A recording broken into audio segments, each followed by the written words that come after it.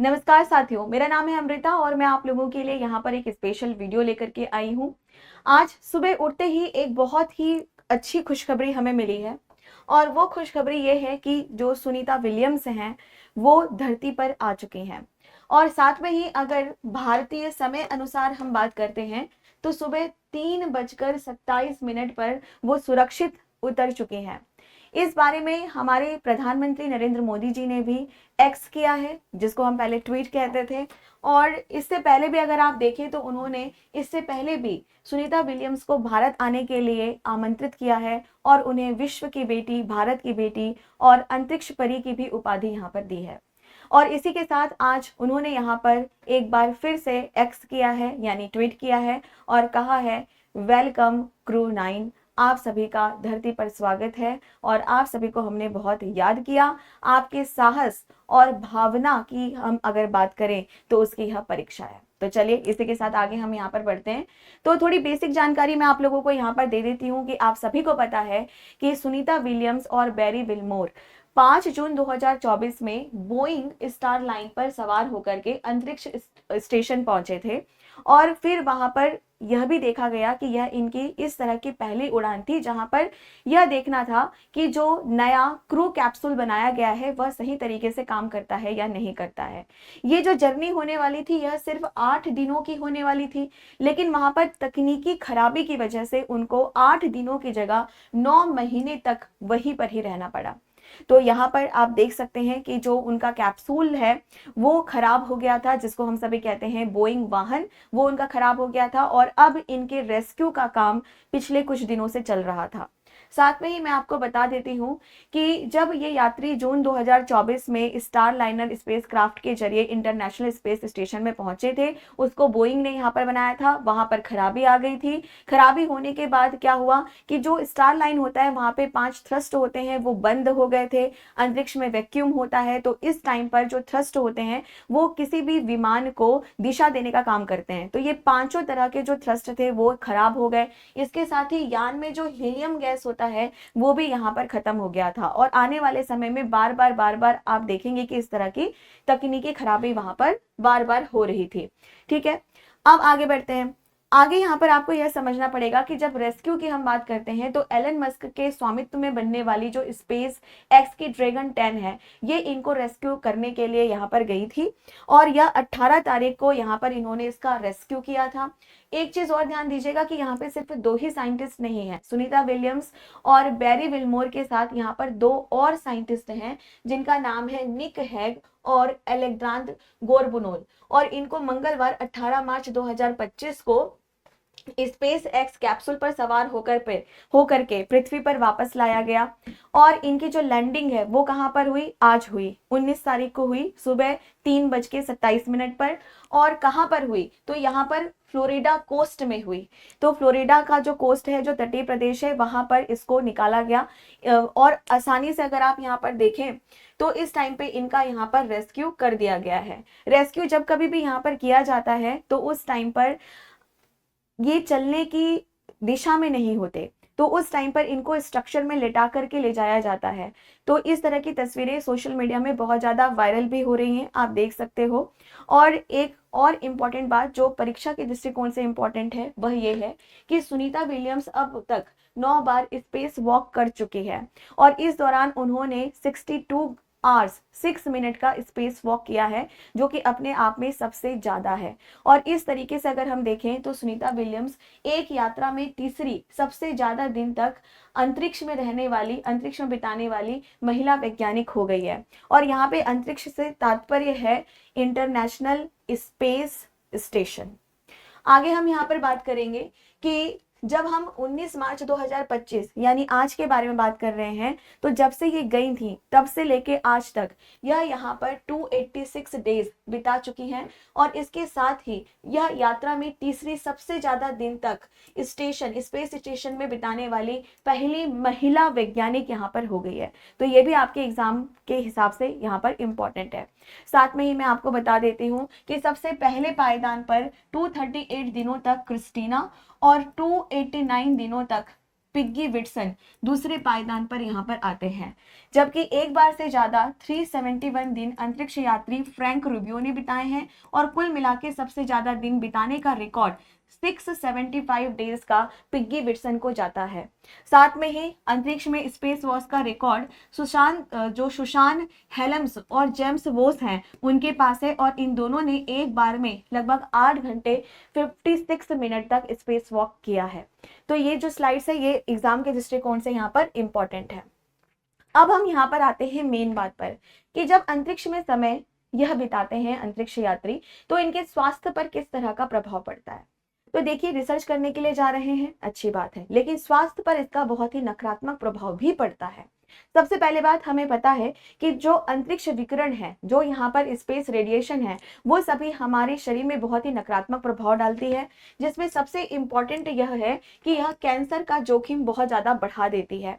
साथ में ही यहाँ पर यह देखेंगे कि मेमोरी लॉस हो जाता है, बार बार मूड चेंज भी यहाँ पर होता रहता है। इसके साथ ही अगर साइकोलॉजिकल इफेक्ट की हम बात करते हैं तो जो भी अंतरिक्ष यात्री होते हैं उनको बहुत ज्यादा साइकोलॉजिकल हाइबरनेशन से होकर के गुजरना पड़ता है। तो लंबे समय तक ये काफी अलग थलग होते हैं, तो इनके अंदर चिड़चिड़ापन बहुत ज्यादा आ जाता है, भावनात्मक जो तनाव होता है, जो एंजाइटी होता है, स्ट्रेस होता है, वो बहुत ज्यादा यहाँ पर आ जाता है। और इसके लिए एक ही तरीका है कि बहुत लंबे समय तक इनको नींद लेनी पड़ती है और साथ में काउंसलिंग भी अपने यहाँ पर करानी पड़ती है। इसके साथ ही अगर हम देखें तो रिदम भी यहाँ पर खराब हो जाता है।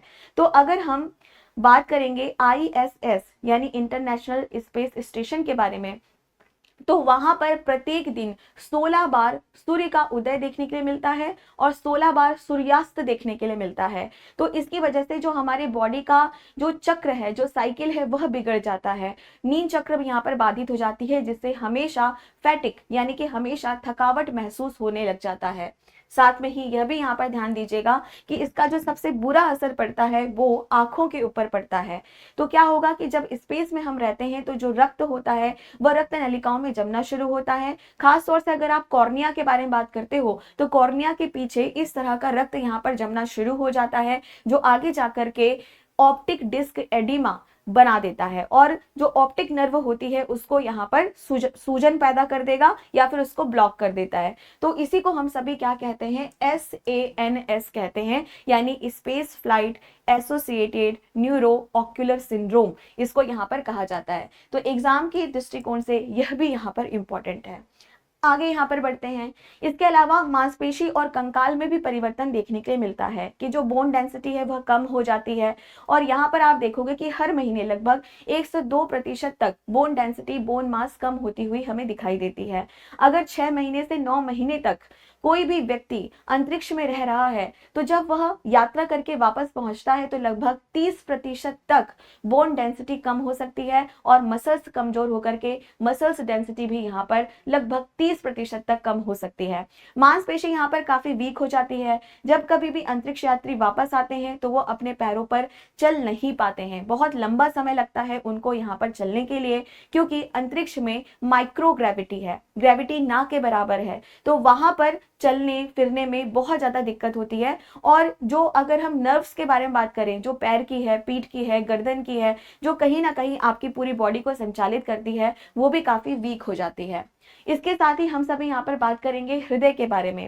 हृदय में बहुत ही नकारात्मक प्रभाव यहाँ पर पड़ता है, जिसकी वजह से हमेशा से जो चेहरा होता है उसमें सूजन होती है, पैर पतले हो जाते हैं, हृदय जो होता है उसमें सूजन आ जाता है, उनके आकार और कार्य में परिवर्तन यहाँ पर आ जाता है और साथ में ही कमजोर सर्कुलेशन हो जाता है, जिसकी वजह से हमेशा थकान होता है, बेहोशी होती है और बार बार चक्कर यहाँ पर आने लगते हैं। बाकी SAN जो कि मैंने आपको पहले भी बताया है, SANS, यह भी प्रॉब्लम आंखों में हमें देखने के लिए मिलती है। फिर यहाँ पर आता है वीक इम्यूनिटी। ऐसे जो लोग होते हैं इनकी प्रतिरोधक जो प्रणाली होती है उसमें भी काफी गिरावट देखने के लिए मिलती है, जिसकी वजह से वायरल डिजीज होने की संभावना इनको बहुत ज्यादा होती है। और जो सबसे लास्ट है वो है जीन एक्सप्रेशन चेंजेस, यानी कि जो जीन है उनमें भी चेंजेस यहाँ पर कई बार देखने के लिए मिलता है। अब आगे हम यहाँ पर बात करते हैं कि अंतरिक्ष यात्रियों के स्वास्थ्य के रक्षा के लिए क्या यहाँ पर जरूरी है।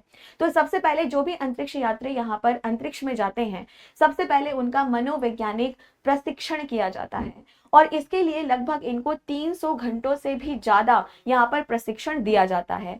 साथ में ही इनको मेडिकल सपोर्ट के बारे में भी यहाँ पर बताया जाता है, समझाया जाता है और उसमें आप सभी यह देखोगे कि बहुत लंबे समय तक इनको साइकोलॉजिकली और मेडिकल ट्रीटमेंट किस तरह से किया जाएगा वो सिखाया जाएगा और साथ में इनके साथ भी बहुत सारे यहाँ पे डॉक्टर्स और जो साइकोलॉजिस्ट होते हैं वो सब बहुत लंबे समय तक इन एस्ट्रोनॉट्स के साथ यहाँ पर लगे हुए होते हैं कि भाई जब वो अंतरिक्ष में जाएंगे उससे पहले जब वहां पर रहेंगे और जब वहां से वापस आएंगे तो उनकी पूरी देख रेख का जो जिम्मेदारी है वो इन डॉक्टर्स और साइकोलॉजिस्ट की होती है, जो कि नासा की तरफ से यहाँ पर दिए जाते हैं। साथ में ही यहाँ पर यह भी आपको ध्यान में रखना है कि अंतरिक्ष यात्री प्रतिदिन 2 घंटे तक प्रतिरोध मशीनों और ट्रेडमिल का उपयोग करके कसरत करते हैं। तो अगर आप देखें तो जब वो अर्थ में है तो भी उनको एक्सरसाइज करना पड़ेगा और जब वह वहां अंतरिक्ष में है तो भी उनको यहाँ पर एक्सरसाइज करना पड़ेगा। तो इस तरह की तस्वीरें भी आप लोगों ने यहाँ पर देखी होगी जहां पर रेगुलर एक्सरसाइज करते हुए सुनीता विलियम्स आपको दिखाई दे रही होंगी और उन्होंने यहाँ पर इस बारे में भी वहां से बोला है कि मैं रोज डेली एक्सरसाइज कर रही हूँ ताकि जब मैं वापस अर्थ में पहुंचूं तो मुझे ज्यादा परेशानी ना हो। इसके अलावा भोजन की अगर हम बात करते हैं, पानी की हम बात करते हैं तो बहुत ही लिमिटेड सोर्स होता है, पैकेट बंद फूड होते हैं और बहुत ही लिमिटेड होते हैं। तो इसके बारे में भी वहां पर उनको प्रशिक्षण दिया जाता है। साथ में ही अब जो रेडिएशंस हैं उनसे आप कैसे यहाँ पर बच सकते हो, ठीक है, अपने दोस्तों और परिवार वालों के साथ किस तरीके से आप ईमेल कर सकते हो, कॉल कर सकते हो, वीडियो कॉन्फ्रेंस कर सकते हो और अगर कोई भी मेडिकल इमरजेंसी होती है तो उसके लिए आप किस तरीके से यहाँ पर प्रोटोकॉल भेज सकते हो। तो ये सारी चीजें उनको सिखाई जाती हैं। तो उम्मीद करती हूँ कि यह जो वीडियो है यह आपके लिए काफी हेल्पफुल रहेगा एग्जाम की दृष्टिकोण से, करंट अफेयर की दृष्टिकोण से और साथ में ही नई अपडेट के साथ, नई वीडियो के साथ फिर से मैं आप लोगों से मुलाकात करूंगी। तब तक जुड़े रहिए खान ग्लोबल स्टडीज से। धन्यवाद।